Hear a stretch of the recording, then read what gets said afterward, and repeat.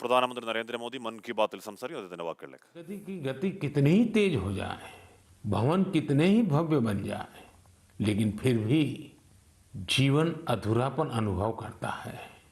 लेकिन जब इनमें गीत, संगीत, कला, नाट्य, नृत्य, साहित्य जुड़ जाता है तो इनकी आभा, इनकी जीवंतता अनेक गुना बढ़ जाती है। एक प्रकार से जीवन को सार्थक बनना है तो ये सब होना भी उतना ही जरूरी होता है। इसलिए ही कहा जाता है कि सभी विधाएं हमारे जीवन में एक कैटालिस्ट का काम करती हैं, हमारी ऊर्जा बढ़ाने का काम करती हैं। मानव मन के अंतर मन को विकसित करने में, हमारे अंतर मन की यात्रा का मार्ग बनाने में भी गीत, संगीत और विभिन्न कलाओं की बड़ी भूमिका होती है।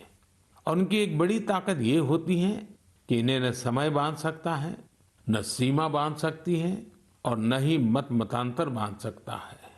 अमृत महोत्सव में भी अपनी कला, संस्कृति, गीत, संगीत के रंग अवश्य भरने चाहिए। मुझे भी आपकी तरफ से अमृत महोत्सव और गीत संगीत कला की इस ताकत से जुड़े ढेरों सुझाव आ रहे हैं। ये सुझाव मेरे लिए बहुत मूल्यवान है। मैंने इन्हें संस्कृति मंत्रालय को अध्ययन के लिए भेजा था। मुझे खुशी है कि मंत्रालय ने इतने कम समय में इन सुझावों को बड़ा गंभीरता से लिया और उस पर काम भी किया। इन्हीं में से एक सुझाव है देशभक्ति के गीतों से जुड़ी प्रतियोगिता।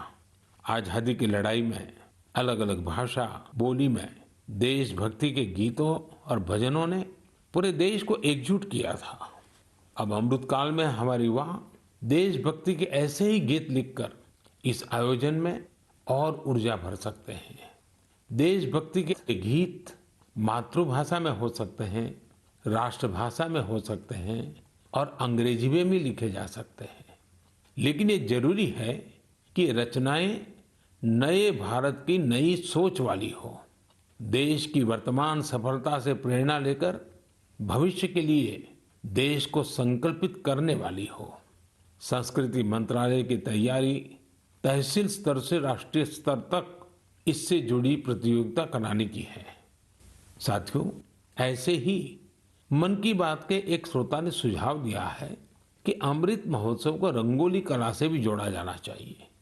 हमारे यहाँ रंगोली के जरिए त्योहारों में रंग भरने की परंपरा तो सदियों से है। रंगोली में देश की विविधता के दर्शन होते हैं।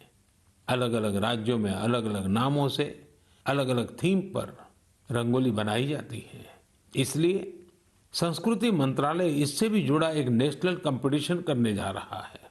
आप कल्पना करिए, जब आजादी के आंदोलन से जुड़ी रंगोली बनेगी, लोग अपने द्वार पर, दीवार पर किसी आजादी के मतवाले का चित्र बनाएंगे, आजादी की इस घटना को रंगों से दिखाएंगे, तो अमृत महोत्सव का भी रंग और बढ़ जाएगा। साथियों, एक और विधा हमारे यहाँ लोरी की भी है। हमारे यहाँ लोरी के जरिए छोटे बच्चों को संस्कार दिए जाते हैं, संस्कृति से उनका परिचय करवाया जाता है।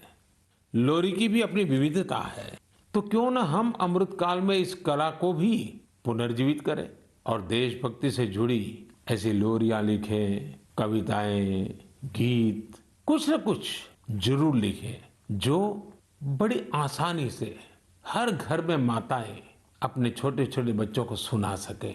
इन लोरियों में आधुनिक भारत का संदर्भ हो, 21वीं सदी के भारत के सपनों का दर्शन हो, उसका संदर्भ हो।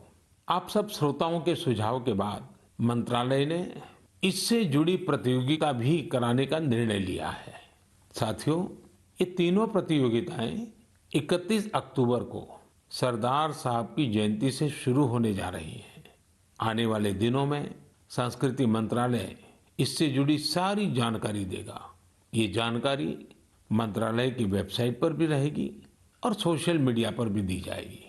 मैं चाहूँगा कि आप सभी इससे जुड़े, हमारे युवा साथी जरूर इसमें अपनी कला का, अपनी प्रतिभा का प्रदर्शन करें। इससे आपके इलाके की कला और संस्कृति भी देश के कोने कोने तक पहुंचेगी। आपकी कहानियां പരിപാടിയായ മൻ കി ബാത്തിൽ സംസാരിക്കുകയായിരുന്നു പ്രധാനമന്ത്രി നരേന്ദ്രമോദി. പ്രേക്ഷകർ കേട്ടതാണ്